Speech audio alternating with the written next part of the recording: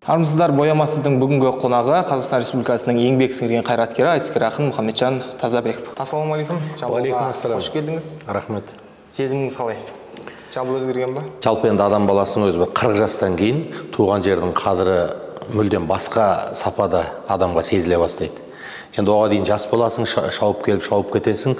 Мына адам жасы 40-тан асқаннан кейін қара шаңырақты көргің келеді, ағайындардың әрқайсысының қасында отырып әңгімелескің келеді дегендей, бір туған жер адам тұғыры ғой, сондықтан сезім көлгөсір. Туған жерге туың тік дейді ғой, өскен өңірге нені өзгерткіңіз келеді? Тараз енді кеше жер бетінен 7 рет жойылып кеткен қала. Бірақ оның астарында қаншама тарих жасырынып жатыр. Сондықтан бұл тарихи қала ретінде туристердің келуі, туристердің Таразды тарихи тұрғыдан тануы мен үшін өте маңызды.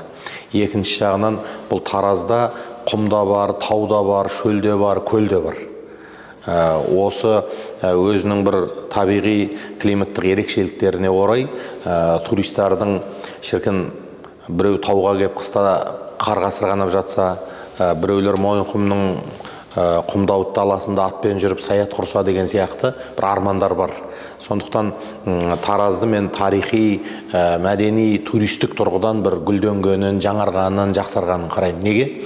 Себебі қазір өзім көп елдерде, көп жерлерде болам. Барған кезде мен үшін ең бірінші қызық сол елдің тарихы, сол елдің мәдениеті, сол елдің өткен өмірі. Мүмкін басқа туристерге де солай бола ма деп енді өзім ойлаймын.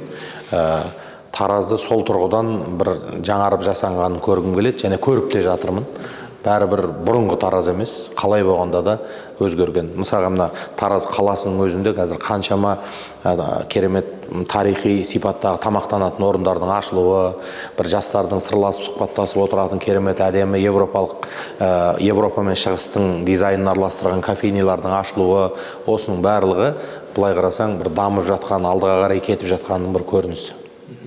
Қазіргі кезде көрінбей кеттіңіз, іздеушілеріңіз өте көп. Инстаграмның өзінде 2 миллионға жоқ оқырманыңыз бар. Қандай жобамен айналысып жатсыз қазір? Бір сөзбен айтқан кезде мен халықтың сұранысына жауап берумен айналысып жатырмын. Мәселен, ел әркімді әртүрлі жағдайда іздейді. Спортшыны спорт жағынан іздейді, батырды басқа жағынан іздейді. Енді мен халыққа ақын, аға, рухани ағартушы, бір рухани жобаларды жүзеге асырушы, бір медиа менеджер болып танылғандықтан, жұрт сол жақтан іздейді, көп сұрақтар қояды, жастар кездескісі келеді, жаңа жобаларына консультация, кеңес алғысы келеді, немесе отбасылық мәселелер, ұлдың ұл болып, қыздың қыз болып тәрбиеленуінде бір тәжірибеммен бөлісуімді қалайды. Міне осы салада мен қазір бірнеше жобаны қатар қолға алдым. Тіптен қазір мысалға приложениелерге кірсеңіз, сол жерде ТЗБ деген приложение аштым, жоба. Оның ішіне кірсе, мысалға халықтың сол сұранысына орай жастардың тәрбиесі, отбасылық мәселелерге байланысты менің сабақтарым, курстарым, семинарларым көрсетіліп жатыр. Одан бөлек кітап жазумен айналысып жатырмын. Сіздің ойынша саналы адам деген кім? Толстойдан сұраған екен. Осы ең саналы адам деген кім деп. Сонда Толстой айтады, мен саналымын, мен ақылдымын деген адамның дейді, ең соңғы барып табан тірейтін жері ислам дейді. Ал Абайдан сұрайды, саналы толық адам кім дегенде, Абай атамыз ең толық адам діні толық болған, мұсылманшылығы толық болған адам. Діні толық адамның адамгершілігі де толық болады, жартылай мұсылман, жартылай адам болады деген. Сондықтан менің ойымша діні толық, мұсылманшылығы толық адам ең саналы адам деп ойлаймын. Қазіргі рухани кеңістікте мәдени құндылықтар мен діни көзқарастардың қақтығысы болып жатыр. Сол бойынша сіздің ойыңыз? Білесіз бе, қоғамда қазір бізде бір төзімсіздік бар. Адамдар бір-біріне төзбейді. Мәселен, бір Құдай сақтасын, жартылай жалаңаш қызды көрсе, басса бұрышып тастағысы келеді. Немесе мына жақта сақалы ұзын бір жігітті көрсе, басса бұрышып тастағысы келеді. Біз енді адамдардың сан алуандылығынан қашып құтыла алмаймыз. Адамдардың бойында сан алуан түрлі құбылыстар орын ала береді. Сондықтан бірінші кезекте бізге төзімділік керек. Өз пайғамбарлардың бірінші сипаты төзімділік болған. Мысалы, Лот пайғамбар өзінің қоғамында бір жыныстылар көбейіп кеткен кезде де паникаға берілген жоқ, айғайлап шулаған жоқ. Соларды түзету үшін, Алланың ақиқатын жеткізу үшін сабырлықпен, төзімділікпен, үлкен мәдени деңгейменен оларға қарым-қатынас жасады. Сол сияқты бізде қазір төңірегімізде бізге жақпайтын, мен сияқты болғысы келмейтін адамдар көбейе бастайды. Бұл белгілі нәрсе. Себебі неге? Батыстың да шығыстың да есігі ашық тұр. қазір кім қазақ қоғамын, әсіресе біздің мынау дамып, енді өсіп, өркендеп келе жатқан қоғамға бүлік дейді ғой, фитна әкелсе, кім бір ел көтере алмайтын пікірді ортаға тастап, адамдарды қақтығыстырса, сол ең үлкен күнәһар болып есептелінеді. Бірінші, кез келген діни көзқарасы бар адам білімі толық болмайынша біреумен дауласпау керек. Екіншіден, біреулер бір-бірімен жараспай тұрма, оларды дауластыруға, бір-біріне айдап салуға оң иығымызды бұрмауымыз керек. Неге? Себебі қоғамның тыныштығынан, қоғамның тұрақтылығынан, адамдардың бейбітшілігінен артық құндылық жоқ. Қазірде көкейіңізде жүрген өзіңізді ең көп ойландыратын мәселе не? Ең көп ойландыратын нәрсе ол біз қайда бара жатырмыз, ертеңгі күніміз қалай болады деген нәрсе. Себебі мен жеке басымды ойласам, жеке басымды күнімді көрем, итте бір күнін көріп жүр. Құдай сені анаңның құрсағында жатқанда жазып қойған тағдырыңдағы ризқы несібең бар. Сондықтан біз ризқы несібеме уайымдамаймын, немесе басқа нәрсеге уайымдамаймын, өйткені оның барлығы менің жеке басым проблемасы.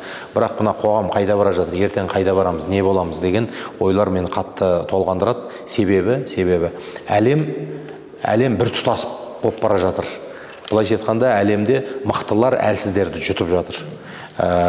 Бір ел өзінің ұлттық құндылықтарын сақтап қалу қазір ең қиынның қиынына.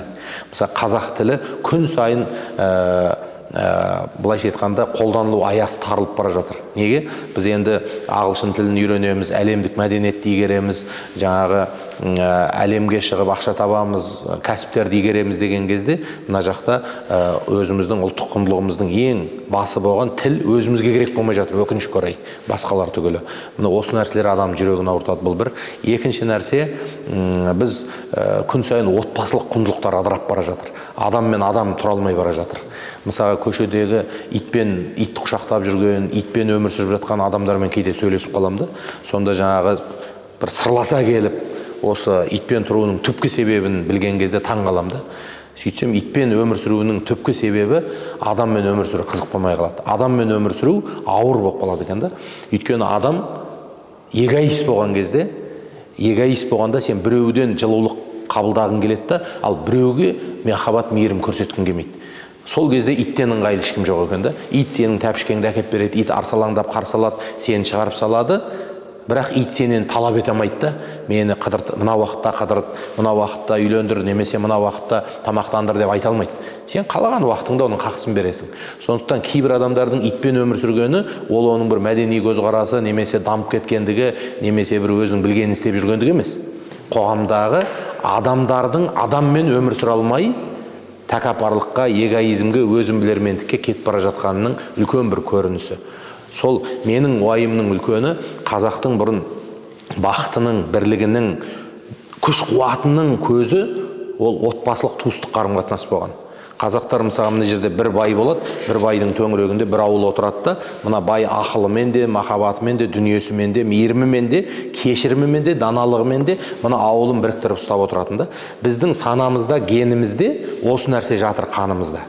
Бірақ біз күн сайын дара-дара жеке-жеке адамдарға айналып баратырмыз. Туысқандармен бір өлім жітімде, той томалақта, бір сондайда ғана кездеспесек, бір үлкен мәселелерді ақылдасуға біз алшақтап бара жатырмыз. Ал енді сыртқы әлеуметтік желі, интернет арқылы, жасанды интеллект арқылы қаншалаған заманауи құндылықтар кеп, біздің күнделікті құндылықтарымызды ысырып жіберіп, орнына әлемдік құндылықтар кеп жатыр. Иә, біз әлемнің адамы болып жатырмыз қазір, бірақ отбасының толыққанды мүшесі бола алмай жатырмыз. Әрине, ең бірінші бала тәрбиесі қашанда басты назарда ғой.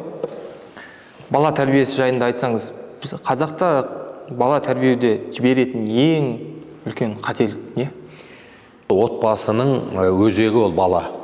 Себебі отбасы не үшін құрады? Екі жағдайда көбінде. Енді хадис бойынша да, даналарымыздың сөзі бойынша. Бір адам бойдақ жүріп күнәға ұрынбай, бір таза отбасын құрайын дейді. Екінші ұрпақ өсірейін дейді. Бұл өте керемет ғажап нәрсе. Енді сол ұрпақ келгеннен кейін, өкінішке орай бізде мынандай нәрсе бар да, 3 қателік бар бізде қазір. Бұл қоғамда мен көріп тұрған. Біріншіден, біз қай қоғамда, қандай құндылықтардың, қандай құбылыстардың заманында өмір сүріп жатқанымызды ажырата алмай қалып жатырмыз да, баламызға осыдан 10 жыл, 20 жыл, 30 жыл бұрынғы тәсілдерді, методтарды қолданғымыз келеді. Мен сені ұрам қазір. ұрсам, немесе сендей кезімізде осы өлмей-ақ ұрыс естіп, таяқ жеп жүріп тәрбиеленіп едік қой дейміз да. Ал біздің балаларымыз мына жақта интернет арқылы әлемдегі не деген қарым-қатынастардың түрін өздеріне игеріп алып жатыр. Сен әке-шеше оған қызық болмасаң, мына жақта оған қызық персонаждар мен мультфильмнің, ютубтың, чаттың не деген адамдар оның қасында дайын тұр да. Ал 30 жыл бұрын бізге әке-шешемізден жақын адам жоқ екенін біз білетінбіз. Өйткені сол асырайтын, сол оқытатын, сол киіндіретін. Бізде басқа персонаж бізге жақын болған жоқ өмірде. Сондықтан ол ұрысса да біз ешқайда кетпейтінбіз. Өз балаң өзегіне тепсең де кетпейді дейді ғой қазақ. Қазіргі балалар ондай емес. Қазіргі балалар туғаннан қолына телефон ұстап туады. Оның ішіндегі бүкіл құндылықтар оған жақын болады. Ойындар, оның ішіндегі не деген психологиялық адамды баурап кететін қазықтар оған жақын болады да, әке-шеше күн сайын алыс болып қалып жатыр. Сондықтан біздің бірінші қателігіміз қазіргі уақыт, қазіргі құбылыстар, қазіргі адамға әсер ететін факторлар, ол басқа, оған басқа тәсіл керек. Екінші қателігіміз, біз ойлаймыз, бала тоқ болса, баланың көрпесі жылы болса, баланың жаңағы мектебі болса, оқитын денсаулығы зор болса, бала өз өсе береді. Жоқ. Қазір баланы оның жатқан бөлмесінен жұлып әкететін күштер бар. Баланың жүрегін жұлып әкететін күштер бар. Балаң, былай қарасаң, балаң келесі бөлмеде қабырғаның ар жағында ұйықтап жатыр, бірақ оның ойы, санасы, қарым-қатынасы мүмкін Америкада, Канададағы немесе ойын әлеміндегі лудомония дейміз ғой қазір. Лудомон, балалардың бәрі лудомон болып кеткен, ойынға кіріп кеткен да. Сол ойынның ішіндегі бір қиял әлемінде өмір сүріп жатыр да ол. Біз баламыз үйде болғанға, баламыздың денесі үйде болғанға, санасы үйде деп ойлап отырмыз да. Сондықтан баламен арнайы жұмыс жасау, балаға арнайы көңіл бөлу, баламенен кәдімгідей айналысу деген нәрселерді біз кейінге қалдырып қойып жатырмыз. Ал енді үшінші қателігіміз, біз қазір баланы өзіміз ойлағандай қылғымыз келеді да. Баланы өзіміз ойлағандай журналист қылғымыз келеді, инженер қылғымыз келеді, бірақ ол біздің қиялымыз, ол біздің арманымыз. Ал бірақ сенің туған балаң, ол мүмкін нағашысына тартып, ол малшы болайын деп тұрған шығар. Ол мүмкін 5-ші атасына тартып, ақын болайын деп тұрған шығар. Сол қасиетін зерттеу керек, кішкентайынан қарау керек. Біздің қателігіміз тура мектеп бітіп, ал енді оқуға түсетін кез жақындады деген кезде не істейміз? Ой, бұл баланың жаңағы қай жерде грант бар екен, қай жерде таныс бар екен дегендей, немесе үйге жақын қай қала бар дегендей, соны іздей бастаймыз. Бұның барлығы баланың дамымауына, ертең аз нәтиже көрсетуіне себеп болатын дүниелер. Осы орайда балаға өз таңдауын қай жастан бастап берген дұрыс деп ойлайсыз? Балаға өзінің таңдауын беретін жас жоқ. Оның таңдауы кішкентай кезінен құрметтелу керек. Мысалға, бала мына ойыншықпен ойнағысы келе ме, ойнасын. Бала бір ойынның түрімен ойнағысы келе ме, ойнасын. Бала мысалға жерде жатқысы келе ме, жатсын. Диванға жатқысы келе ме, жатсын. Сол сияқты баланың таңдауына құрметпен қарау керек. Сөйтіп отырып қақпайлау керек. Мысалға, шауып бараққан атты тоқтату үшін алдынан шықпайсың. Қасына қосарлана шауып отырып, өзің қалаған жаққа қарай атты бұрасың. Сен баланы иманды болсын десең, білімді болсын десең, парасатты болсын, балаң жомарт болсын, балаң жаңағы мәдениетті болсын десең, оның бірден бастап сындырып тәрбиелеудің қажеті жоқ. Балаңа еркіндік бере отырып, баламен бала болып жүріп жайлап тарту керек. Мысалға, баламен бала болып ойнаған әке-шешелер көбінде кейін қартайғанда да баласынан рахат көреді. Баласына үлкен адам болып қарап, состиып, балаға ақыл айтып ұрса берген әке-шеше, ол бала есейген сайын арасы алыстай береді. Біз бала үшін қызық болуымыз керек. Егер бала үшін интересный дейді, қызық болсақ, бала бізден кез келген идеологияны қабылдайды. Сондықтан қазаққа қазір ең керек нәрсе баламен бала болып ойнай алу. Баламен бала болып ойнай алған адам ғана ертең онымен құрдасындай дана болып ойлана алады. Қазіргі кезде баланы үнемі қадағалауда ұстап, өз еркімен жібермеудің қаупі қандай? Бұл әке-шешелердің орындалмаған армандарының құрбаны болып жатқан балалар ғой. Әке-шешелер өзінің қиялында ойлайды да, бір монстр бала, бір робот сияқты. Балам спорттан, балам музыкант, балам ақын, балам ақша табады, балам бизнесмен деп өзіне бір қиял қояды да, и сол қалыпқа баланы әкеп салып, баланың кәдімгі ойнайтын уақыт қалдырмайды ғой. Біраздан кейін баланың беті қайтады, бала сынады, баланың ақылы піскен кезде сен зорлап отырып салған қалыптардың бәрінен вулкан сияқты атылып шыққысы келеді. Біз ойлаймыз, телефон әпере салсақ, мегаға ма, бір центрге, бір ойнайтын жерге кіргізіп жіберсек, біз баланы қарап жүрміз. Жоқ, бала біледі ғой сенің телефонға қарап отқаныңды. Бала әке-шешесінің өзімен емес, телефонмен болып отқанның бәрін көзінің қырымен біліп тұрады. Баланың түйсігі деген ол сұмдық нәрсе ғой. Бала сезіп қояды. Соңғы 3 айда жасөспірімдердің төбелесі әлеуметтік желіні қаптап кетті. Себебі неде? Жоқ, бұның бірінші себебі бұл ақпараттық жұмыста. Мысалға, балалардың төбелесі, басқасы ол бұрынғы заманда да болған. Бірақ қазір осы масс-медиадағылар кішкене негатив нәрсені жаңағы жасырмайды. Сондықтан балалар әр бәлені көреді. Мысалға, қазір ютубты ашсаң да, басқа жерде қарасаң да, бірін-бірі қорлаудың түрлі варианттарын насихатталып жатыр. Сондықтан балалар оны көреді да, соны өмірде орындағысы келеді. Неше түрлі кинолар, фильмдер, қатыгездікке алып баратын мультфильмдер, не деген чатта, не деген тиктокта ақпараттар тарап жатыр. Екінші нәрсені, қазір соңғы уақыттағы балалардың көбінің мінез құлқы табиғатпен астасып қалыптасып жатқан жоқ. Сондықтан олар қатыгез, мысалы жұмсақ болатын жерде қатыгез болады, қатал болатын жерде керісінше сынып кетеді. Ол қалай? Мысалға, бала кішкентай кезінен далада доп ойнап, көбелек қуалап, арқа суға шомылып, құстарды қуалап, ағаштардың арасында жүріп, походқа шығып дегендей табиғатпен астасса, ол биіктен қорқады бүйтіп. Суға ағып кетуден қорқады, аюдан қорқады, қасқырдан қорқады да, қорқыныш сезімнің өзі шынайы болады. Ал енді қуанса, атып түсіреді бірдеңкені, қуанады, немесе біреуден озып келеді, қуанады да, қуанышының өзі шынайы қалыптасады. Ал қазіргі балалардың қуану, үміт ету, қорқу, шаттану сияқты қаншама сезімдері табиғи түрде қалыптасып жатқан жоқ. Ол техниканың тілінде қалыптасып жатыр. Техникамен отырады да, жаны жоқ, рухы жоқ техникадағы спецэффектілер арқылы жасалған мультфильмдер, фильмдер арқылы қабылдайды да, вау, yes деген сияқты сезімдер, зачем деген сияқты ана жерде отырады ғой мультфильмдерде. Сөйтіп қалыптасады да, енді осы жасанды қалыптасқан мінез құлықпен өмірге кірген кезде ол наоборот болады да. Ол шын қуанатын жерде оған сыйлық сыйласаң қуанбайды, бүйтіп отырады. Неге? Ол оған спецэффектілер арқылы берген жоқ та. Ол құр подарканы беріп жатыр да. Баламызды барынша адал тамақ ішкізіп, барынша адал ақпарат қабылдатып, барынша табиғатқа жақын қылып, ауылға жақын қылып, анау төрттілік малға, анау орманға, тауға, анау далаға дегендей жақын қылуымыз керек. Даладан бала дархандықты алады. Желден бала тазалықты үйренеді. Судан бала әртүрлі өзінің алатын сезімдері бар. Біз табиғаттан қанша алыстаймыз, біз мына ауылдан, қазақи құндылықтардан қанша алыстаймыз, соншалықты техникаға баланы құлдыққа береміз. Ал техника сенің балаңды қатыгез, тек қана ойлана алатын, ойлана алса да даналық шықпайтын, сондай тұлға қылып бере алады. Алламен байланысыңыз дұрыс болса, отбасылық туыстық қарым-қатынасыңыз дұрыс болса, жақсы орта болса, онда осы үш нәрсе арқылы сіз ертең жесір әйел, жетім бала болмайтын қоғам құра аласыз. Ал енді Құдаймен шаруаңыз болмаса, отбасылық туыстық деген болмаса, адам темір болып кетеді, адам эгоист болып кетеді.